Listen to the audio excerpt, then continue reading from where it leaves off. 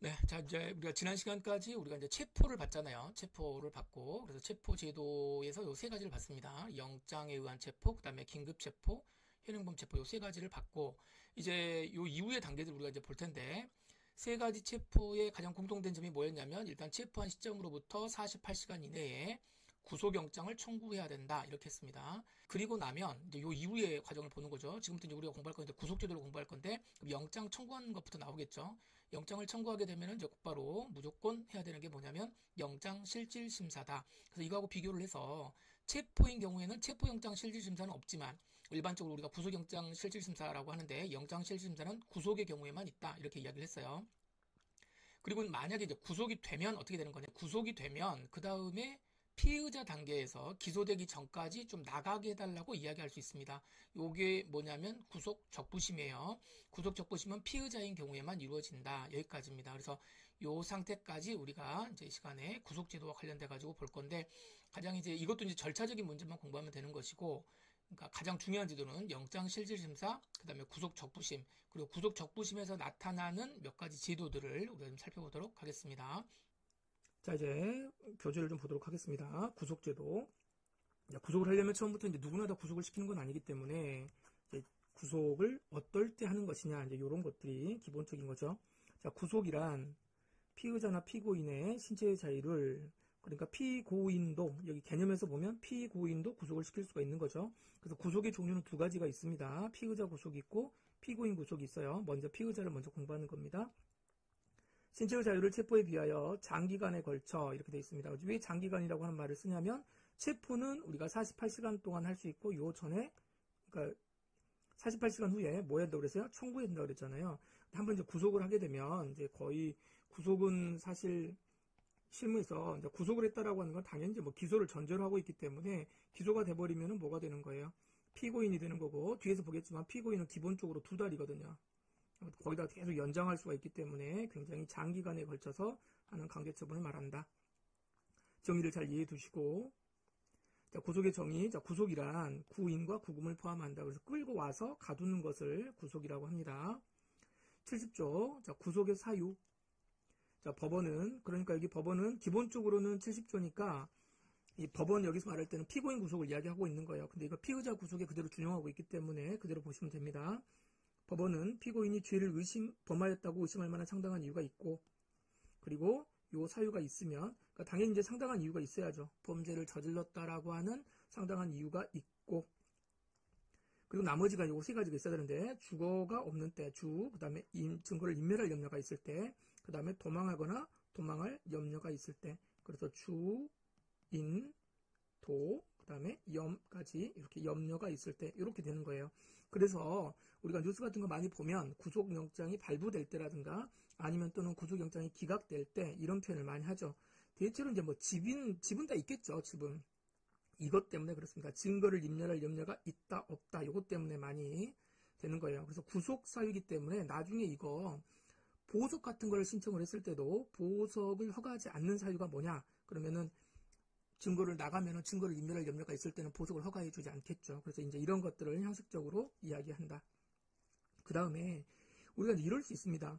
아니 나는 집도 있고 이렇게 보는 거예요. 나는 집도 있고 증거를 인멸할 염려도 없다. 증거는 다 검찰이 가지고 있기 때문에 그 다음에 내가 굉장히 좀 높은 뭐 그 관직을 지냈다, 뭐 대통령을 했다라든가 뭐 내가 무슨 뭐 어디 뭐 교주다 이렇게 말하면 내가 어디를 도망가겠냐. 난 도망갈 염려가 없다. 요 세 개가 없으니까 나는 뭐다. 구속시키지 말고 불구속 상태에서 재판을 하게 해달라. 이렇게 주장할 수 있죠. 그렇지만 여기 2항이 이제 굉장히 중요합니다.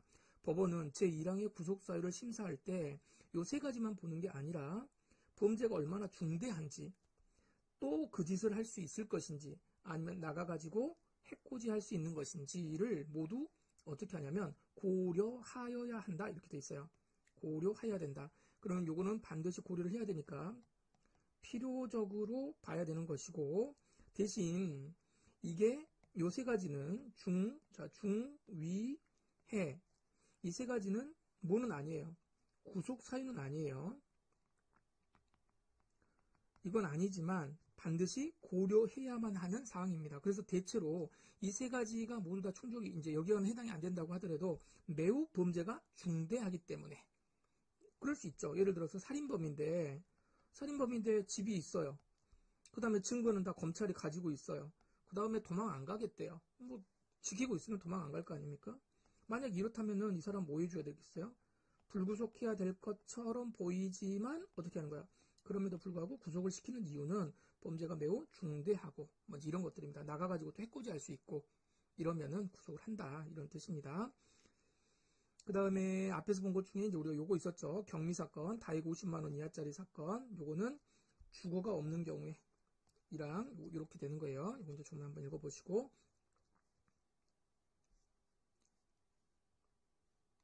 자, 이제 구속의 절차입니다. 구속할 때 어떻게 하는 거냐? 뭐 별거 없습니다. 우리가 다 이제 앞에서 본 것들이에요. 영장을 청구해서 이제 발부할 건데 누가 발부합니까? 자, 법관.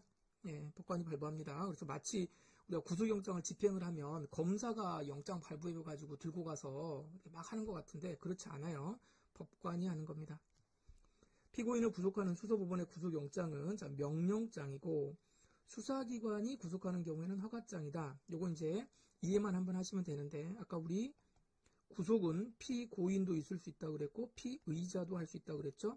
그런데 피의자인 경우에 이건 수사 과정이기 때문에 당연히 검사가 청구를 하는 거예요.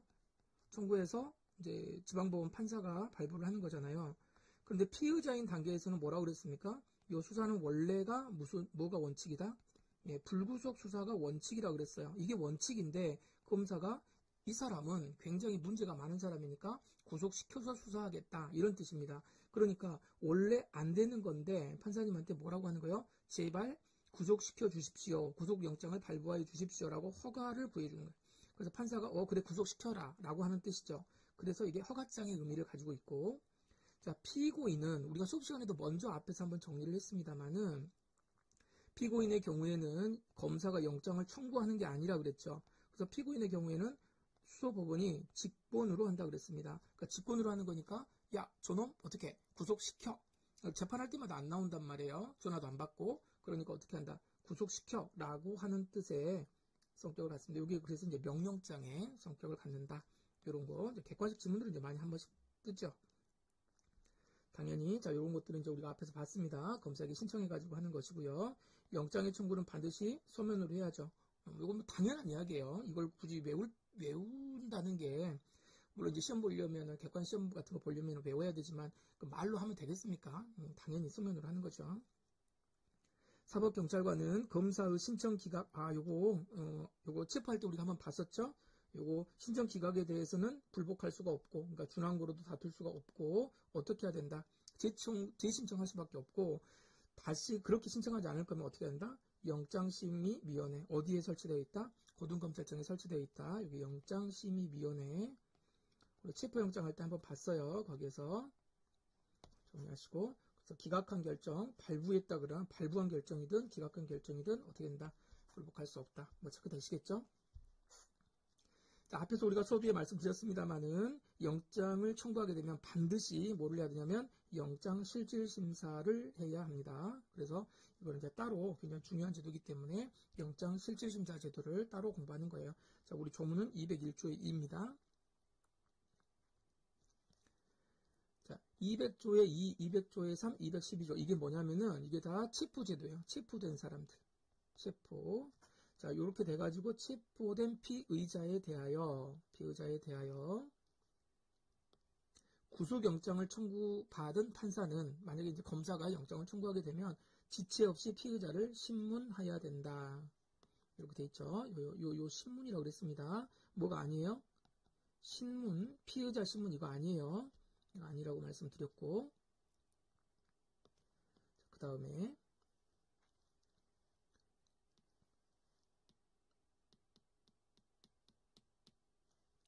자, 이랑 외의 피의자에 대해서 구속영장을 청구받은 판사는 그러면 이게 뭐예요? 이랑 외다. 이 말은 무슨 말이냐면 여기는 체포된 사람을 이제 그대로 구속시키는 거고 여기는 체포가 안 됐습니다. 체포가 안 된 사람을 곧바로 구속을 시킬 수도 있어요. 그러니까 체포를 항상 먼저 하는 게 아니에요. 그래서 체포 전치주의가 아니에요, 우리나라는. 그래서 밖에서 돌아다니고 있는 사람에 대해서 구속영장을 청구받을 수 있죠.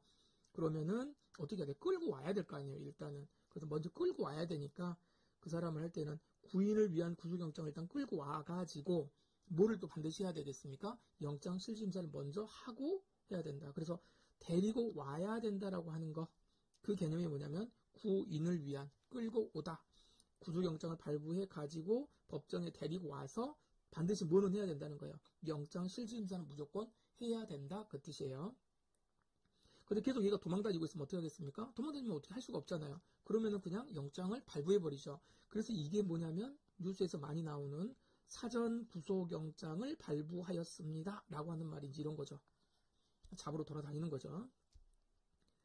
사망입니다. 자, 판사는 제1항의 경우에는 즉시 해야 되는 거고, 자, 여기 1항의 경우에는 뭐예요? 체포된, 여기는 체포된, 자, 2항의 경우는 체포가 안 된, 이 경우에는 데리고 와가지고 또 즉시 해야 된다. 빨리빨리 한다, 이 말이에요.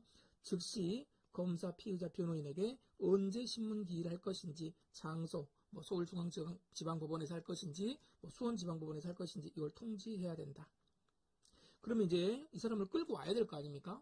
피의자를 데리고 와가지고 영장 실심사를 받게 해야 되는 건데, 그거는 누가 해야 되는 거냐면, 책임이 누가 있겠냐면 검사입니다. 그러니까 이 사람이 지금 피의자를 구속시키고 싶은 거잖아요. 그러니까 검사는 피의자가 체포되어 있다면 어떻게 한다? 얘를 출석시켜야 한다. 데리고 와야 된다, 그 말이에요. 서울구치소에 있다. 그러면은 이 사람을 데리고 와서 앉혀놓고 구속시켜 주십시오 라고 이야기를 해야 된다. 그래서 이게 체포가 먼저 된 상태에서 영장을 청구하면 검사가 서울구치소에서 서울중앙지방법원을 데리고 와가지고 하게 한다, 이런 뜻이에요. 이런 경우 뭐 최근에 많이 있었으니까 한번 뉴스 보시면 잘 알 겁니다. 자, 이제 영장실심사를 하게 되면 검사와 변호인은 어쨌든 간에 그날 나와가지고 의견을 진술할 수 있습니다. 이런 건 뭐 객관식 질문인데 할 수 있어요. 꼭 해야 된다는 건 아니고, 그래서 검사는 무슨 이야기를 하겠습니까? 구속시켜 주십시오 라고 이야기를 할 거고, 피고인은 아니 나는 집도 있고 증거인멸도 안 할 거고 난 불구속 수사 받게 해달라 라고 주장할 수 있다.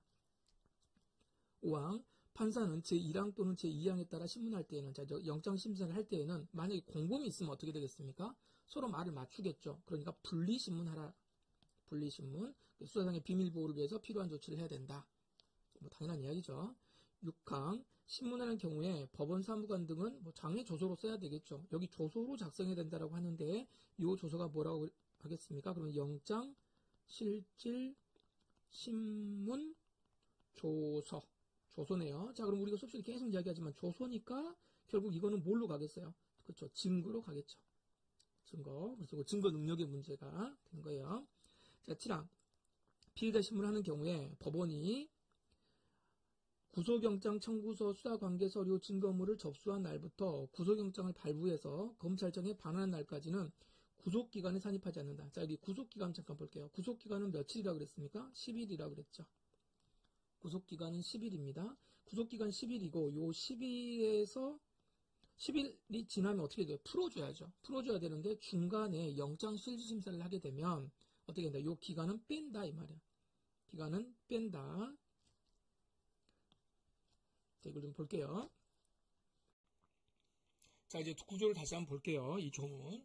체포가 돼가지고 48시간 이내에 영장을 청구한다 그랬잖아요. 그 청구를 하게 되면 언제까지 계속하는 건 아니고, 언제까지 해야 되냐면 사법경찰관은 10일이고 그 다음에 검사는 10일 더하기 한 차례에 걸쳐가지고 10일 더한다 그랬습니다. 10일은 무조건 연장하는 건 아니고 한 번 연장할 수가 있어요. 그런데 이제 구조가 요 기간이 뭐냐면 요 10일이라고 하는 건 수사를 할 수 있는 기간입니다. 여기서부터 여기까지 요 10일은. 그런데 영장을 청구하고 이제 영장 실심사를 하잖아요. 그럼 영장 실심사를 하게 되면 요 수사 서류를 다 어디로 보내야 됩니까? 법원으로 보내야 됩니다. 그러면 수사 서류가 이렇게 되는 거죠. 이 수사 서류가 어디에 있어요? 법원에 있잖아요. 법원에 있으니까 수사를 할 수가 없습니다. 할 수가 없겠죠? 그러니까 이걸 어떻게 보내겠습니까? 이제 일단 이 상태에서는 스탑이 되어 있고, 그리고 이제 끝나고 나면 이 서류를 다시 어떻게 한다? 반환한다. 이런 식으로 이제 보낸다는 거예요. 자, 그래서 이 보내는 기간 있잖아요. 지금 이렇게 빨갛게 표시된 요 부분, 요 기간 동안에는 수사 서류가 없으니까 수사를 할 수가 없습니다. 근데 시간이 이제 10일이 지금 여기 안에서 요 안에 다 해야 되는데 중간에 이거 며칠 잡아먹어 버리면 큰일 나잖아요. 그러니까 어떻게 한다? 요 빨간색 부분, 요 부분은 요 구속기관에서 뺀다. 이런 뜻입니다. 그러면 법원에 접수된 요 때부터 그다음에 검찰청에 반환한 거, 요 날 요렇게 계산하는 거. 요건 안 된다. 요건 빼겠다. 이런 뜻이 되는 거예요. 자, 이제 다시 돌아와서 그러면 이거 7조 지금 7항 요거 보셨고요. 그 다음에 이제 8항 봅니다. 신문할 피의자에게 변호인이 없으면 어떻게 될 거냐? 변호인이 없으면 지방군 판사는 직권으로 변호인을 선정해야 됩니다. 요게 뭐예요? 국선 변호인. 그렇죠? 국선 변호인을 선정해야 되고, 근데 국선 변호인을 선정하면 열심히 이제 일을 해줘야 되는데, 만약에 열심히 잘해가지고 구속영장 청구가 기각되어 효력이 소멸한 경우, 그러면 요건 뭐예요? 기각됐으니까 집으로 가는 경우입니다. 피고인이 집으로 갔다. 그러면은 이제 관계 없어요. 그런데 만약에 요 소멸한 경우를 제외하고는, 그러니까 이게 무슨 말이겠어요? 구속이 돼버렸다라고 한다면 이 변호사가 언제까지 계속해야 되는 거냐면 제1심까지 계속해야 된다. 이런 뜻입니다. 그래서 국선 변호인은 이제 원래 구속이 된 상태에서 변호인이 없으면 변호인을 선정해 줘야 되는 거거든요. 그래서 그 내용이에요. 9항 법원은 변호인의 사정이나 그 밖의 사유로 변호인 선정 결정이 취소가 돼가지고 변호인이 없게 되면 다시 선정할 수 있다. 이건 객관식 지문인데 선정해야 된다가 아니고 해야 한다라고 되어 있어야 될 것 같잖아요. 해줄 거니까 만약에 취소됐다 그러면 다시 또 해줘야 될 것처럼 보이지만 다시 선정할 수 있다라고 되어 있다. 이 정도 보시면 되겠습니다. 이건 이제 준용 규정이니까 나중에 이제 문제 될 때마다 한 번씩 보시고요. 넘어가겠습니다. 자, 이하의 내용들은 다 이제 우리가 방금 우리가 우리 조문에서 다 봤던 것들이에요. 그래서 이거 한번 읽어보시면 되고, 이거 하나 보겠습니다. 법원이 인치받은 피의자를, 수소법원이죠. 수소법원이 피의자를 잠시 유치할 필요가 있는 경우에 잠시 데리고 있어야 될 경우가 있지 않겠습니까? 이때에는 24시간을 초과하지는 범위 내에서 유치할 수 있다. 그래서 여러분 국가직 시험에는 24시간이 뭐 법원직 시험도 그렇고요. 가끔 잘 나옵니다. 이거 하나 좀 체크를 좀 해두시고. 신문기일 절차, 판사의 허가를 얻어서 신문을 방청할 수 있어요. 그러니까 원칙적으로는 허가를 안 해주면 어떻다는 거예요? 이건 방청할 수 없습니다. 그래서 여러분 영장 실질심사는 방청해본 이게 뭐 녹음되거나 녹화되거나 뭐 이런 거 없었어요. 그러니까 들어갔다가 나오면 나왔다고 이야기하고 잠시 대기하고 있습니다. 그렇게 하고 이제 뉴스 속보로 먹었대요. 이거 구속됐습니다. 뭐 이런 식으로 나오죠. 자, 그런데 판사는 구속 여부의 판단을 위해서 필요하다고 인정하면 출석한 피해자가 만약에 나왔다 그러면 이 사람을 신문할 수 있다. 뭐 당연한 이야기죠. 이 직문에서 판사는 뭐뭐 할 수 있다. 그럼 다 맞는 질문입니다. 판사는 다 할 수 있어요. 자, 판사는 피해자가 신문기일에 출석을 거부하거나 이 사람 안 나온다 그러잖아요. 원래 나와야 되는데 출석을 안 해. 그리고 실질적으로 아파가지고 못 나온다. 그럼 어떻게 해요? 그럼 출석 없이 이제 이때는 어쩔 수 없습니다. 안 나오더라도 할 수 있다라고 하는 것이고, 자, 공개하지 아니한다. 다만 필요하다면 방청을 허가할 수 있다. 이렇게 되어 있고요. 자, 앞에서 우리가 조서를 작성한다 그랬잖아요. 그래서 구속 전 피의자 신문 요거 하는 경우에 조서를 써야 돼요. 요 조서가 그러면 뭐라 그랬습니까? 영장 실질 신문 조서잖아요. 그럼 우리가 지금 계속 조서라고 하는 거는 뭐기 때문에 종이이기 때문에 이건 믿을 수가 없어서 이걸 뭐라 그런다? 전문 증거라고 하고 증거 능력이 없다. 그래서 요건이 필요하다라고 이야기를 했는데 왜 못 믿죠? 왜 못 믿습니까? 우리가 앞에서 이야기한 거는 피의자 신문조서 또는 참고인 진술조서죠. 자, 이런 것들은 작성 주체가 누구예요? 사경 또는 검사예요. 사경하고 검사를 두 개를 합쳐가지고 뭐라 그런다? 수사기관이라고 이야기를 해요.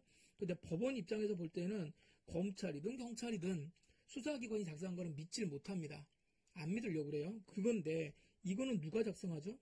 이 피의자 신문 여기 구속된 피의자 신문 조서는 법원이 작성하죠. 그러니까 이거는 무조건 믿어요. 예, 왜? 믿을만 하거든. 이거는 믿을만 하다. 그래서 나중에 이제 우리가 전문 증거 가가지고 좀 보겠지만 315조에 보면 매우 믿을만한 정황에 의하여 작성된 서류는 증거 능력을 그냥 인정해 줍니다. 아시겠죠? 이걸 우리가 특신 상태라고 그래요. 특신 정황이 있다 이렇게 표현합니다. 그래서 이거는 어떻게 된다? 315조 여기 3호인데 315조 3호에 따라서 증거 능력이 인정된다 이렇게 보시면 되겠습니다. 자, 그 다음 밑에 있는 판례를 볼게요. 영장 실시만 신문기일의 연장. 그럼 우리 어떻게 하라고 그랬어요? 영장을 우리가 체포되어 있는 상태에서 영장을 뭐합니까? 청구하죠. 청구만 하면 되고 발부는 나중에 하는 거예요. 그러면 이게 즉시 빨리빨리 좀 해주면 좋겠는데 빨리. 자, 이렇게 해주면 될 텐데 이거를 계속 지금 느리 빼고 있어 지금. 그렇다면 내가 지금 빨리 난 나갈 수 있는데 석방될 수도 있는 건데 계속해서 이 심리를 늦게 하고 연장함으로 인해 가지고 내가 불법하게 체포되어 있는 거 아니냐 이렇게 주장할 수도 있겠죠. 할 수 있죠. 그래서 별다른 사유 없이 신문 절차가 지연됨으로써 영장이 발부되지 않는 상태로 계속되어 있다라고 하면 아니 나 이건 뭐냐 도대체 빨리빨리 정리를 좀 해줘야 될 거 아니냐라고 주장할 수 있지 않습니까? 그래서 이럴 수 있는 거 아니냐라고 하는데 진짜로 그런 정도에 이르렀다고 하면 문제가 되겠지만 그런 정도에 이르지 않고 뭐 하루 이틀 정도 뭐 뒤로 좀 들어가 있고 좀 연기가 된다거나 연장하는 그렇게 되었다라고 하더라도 그리고 또 한 번 해가지고 딱 끝나지 않고 이 사람은 뭐냐면 한 번에서 그날 딱 끝나는 게 아니라 신문기일을 좀 더 쉬었다가 이거 너 도저히 내가 못하겠다 한 번 더 이렇게 한번 살펴봐야 되겠다 이런 식으로 이렇게 하는 거 법원이 이렇게 하는 거요.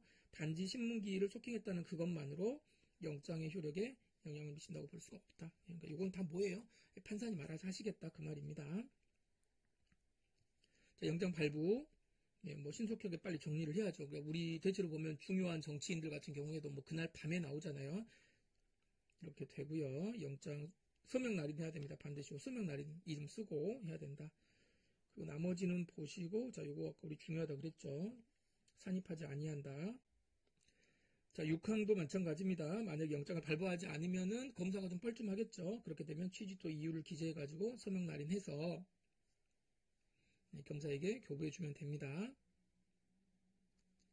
영장 집행은 검사가 한다고 그랬죠. 만약에 교도소에 있는 사람이 있을 수도 있어요. 그때는 이제 교도관리가 집행을 하고, 뭐, 요거는 뭐 촉탁할 수 있는 거 당연할 것이고, 당연히 뭐 요거 해야 되겠죠.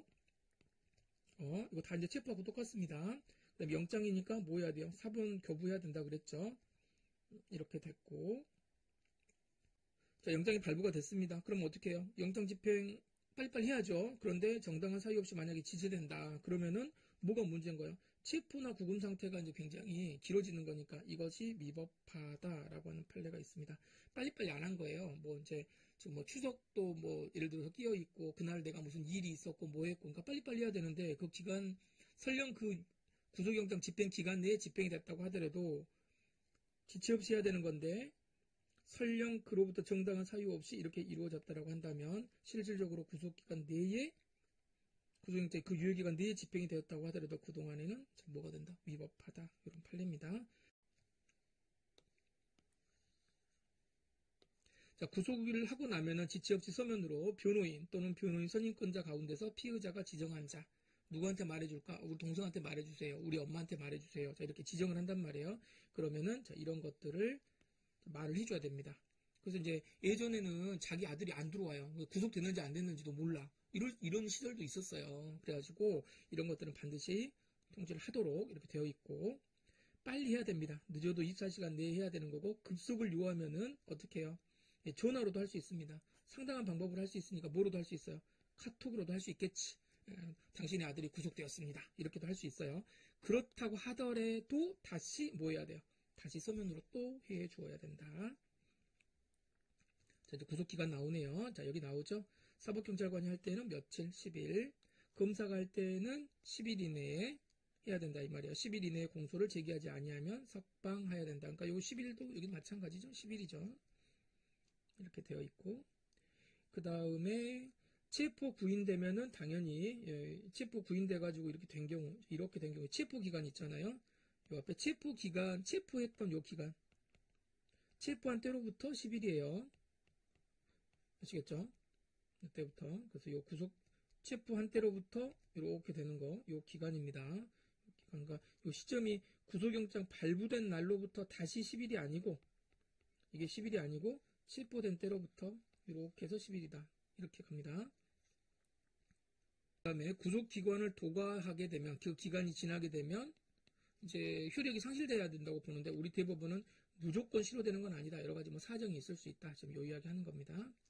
구속기간 연장을 해달라고 이야기를 했어요. 10일 해줬는데 좀 더 해주세요 라고 이야기할 수 있잖아요. 근데 여기에 대해서 법원이 거부, 야 더 이상 하지마 이렇게 할 수 있습니다. 그래서 이거 예전에 윤석열 대통령 사건에서 공수처에 뭐 수사를 하고 난 다음에 공수처 검사들이 그 기간을 연장해달라 그랬는데 야 너희들이 수사할 필요 없어 그냥 빨리빨리 넘겨 뭐 이런 식으로 했던 때가 있었어요. 그래서 뭐 거부되는 것들도 있었는데 이렇게 되는 거에 대해서 뭐 할 수 있느냐, 불복할 수 있느냐, 요 구속기간 연장하는 것도 구속영장하고 똑같기 때문에 어떻게 되는 거다, 불복할 수 없다, 이렇게 보시면 되겠습니다.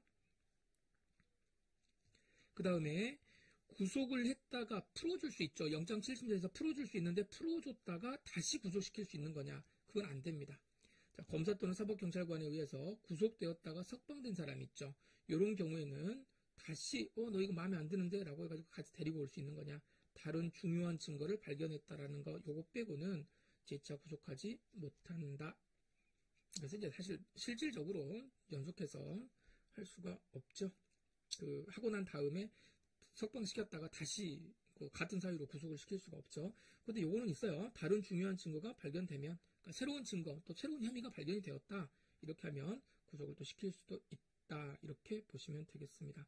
다만 이 경우에는 검사가 다시 청구해 가지고 재구속을 못한다는 것이고요. 만약에 이 사람이 피고인이라면, 그런데 그게 아니라 검사가 청구하는 게 아니라, 검사 청구가 아니라 법원이 직권으로 발부할 수도 있죠. 법원은 뭐라고 그랬어요? 명령장이라고 그랬잖아요. 그래서 법원이 곧바로 야, 얘 구속시켜 이렇게 할 수 있는 거냐? 할 수 있습니다. 그래서 법원이 발부한, 석방된 뒤에 법원이 발부한 구속영장에 의해서 다시 구속이 이루어진 경우, 요거는 위법한 구속이 소급이라고 되어 있으니까 아니다, 이 뜻입니다. 알겠죠? 그래서 요거는 뭐한다? 적법하다, 이렇게 보시면 되겠습니다.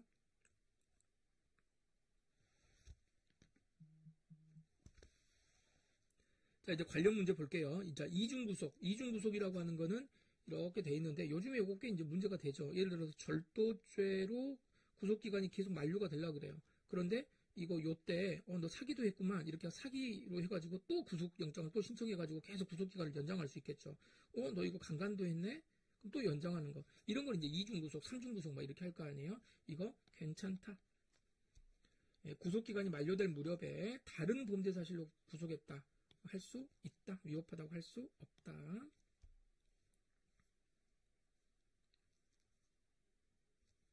자, 법원이 다시 구속하는 거, 이런 경우도요. 법원이 하는 거는 다 괜찮아요. 법원이 다시 또 구속시키는 거, 다 이중구속이라고 할 수도 없다. 재구속. 그러니까 여기서는 위법한 이중구속이라는 뜻입니다. 위법하지 않다, 이런 거죠. 자, 별건 구속 당연히 하면 안 되겠죠. 별건 구속. 별건은 다른 걸로 구속하는 거니까. 예를 들어서 절도로 구속을 시켜가지고 수사는 뭘로 하냐면 뇌물죄로 수사를 하는 거죠. 뇌물죄는 증거가 없어가지고 영장 청구해봤자 이게 뭐가 되니까, 기각이 되니까 예전에 절도했던 걸로 막 이렇게 뻥튀기해가지고 이걸로 이제 구속영장을 받아요. 그리고 들어가서는 다른 걸로 이렇게 하는 거, 수사하고 막 이러는 거, 이거 안 된다. 네, 그리고 이제 요거는 이제 뭐 한번 읽어보시기 바랍니다. 자, 여기까지가 이제 뭐냐면 우리가 본 피의자 구속이에요. 피의자 구속의 어떤 기본적인 틀이 되겠습니다. 일단 여기까지 하시죠.